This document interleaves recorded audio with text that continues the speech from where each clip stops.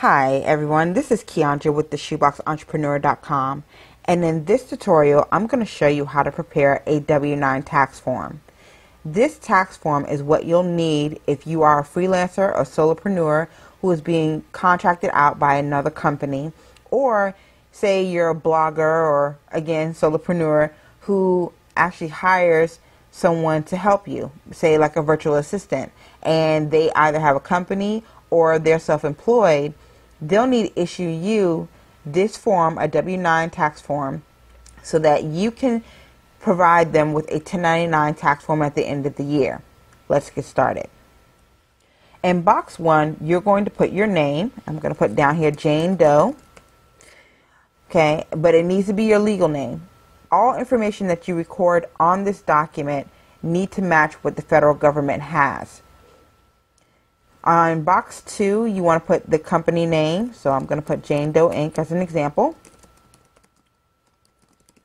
Now, with the business name or company name, this needs to be how you registered your name with your articles of incorporation with the state, and also the name that you used when you applied for an employment ID number, if you did that as a company or business owner.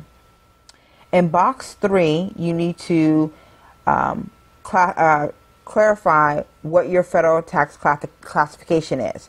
So if you're self-employed, or and you don't have a company, or if you are a single member LLC, meaning it's just you and you registered an LLC company, you'll put individual, sole proprietor, or single member LLC.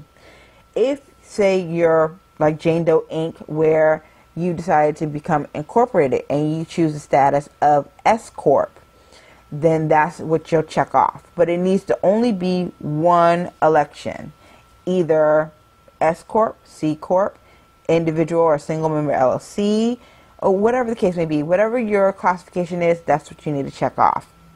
Next, we're going to skip down to box 5, and you'll need to put your address, how it is registered with the federal government for your, which was shown on your employment identification number application, and also how you registered your name when you did your articles of incorporation.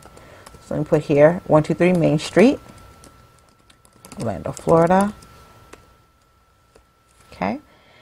Next, this is optional, but I like recording or writing in the requester's name. This will help you if you are freelancing through a company.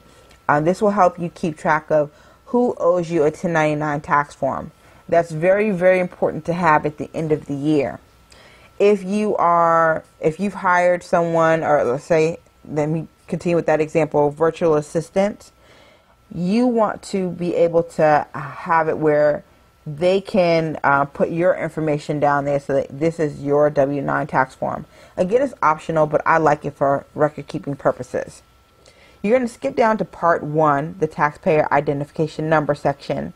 And if you are self-employed, then you'll put in your social security number. If you have your own company, like this example here, or Jane Doe does have in this example, you'll actually put in your employee identification number. Do note that this is a free number to acquire through the federal government's website, which I have a link to that in one of my blog posts, and I will go ahead and link that code or that website to this video as well. But this is something free.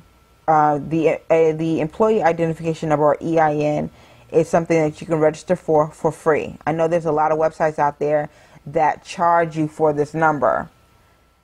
It is actually something that you can get for free through the federal government. No need to spend unnecessary money. Now, skipping down to part 2, the certification area, you want to sign and date this document. It is a legal document, and essentially what you're saying is that this is the correct taxpayer information that you're providing to whomever is going to issue you a 1099, and also whoever you're going to issue a 1099 to. they're simply stating, or you're simply stating, that this is the correct number. Also, what you'll need to do, and actually that's how you complete the form, but just as a side note, because this is something that you can fill out on the government's website, whether you save it blank and fill it in, or you fill it in on the IRS's website and then try to save it later, this form will not save the information that you've put in. The best way to save this information on this form is to actually print the form, but print it and then save it, or print it as a PDF so that it'll save as a PDF, or a print screen, if you will. To learn about this topic and other bookkeeping tips, come visit theshoeboxentrepreneur.com.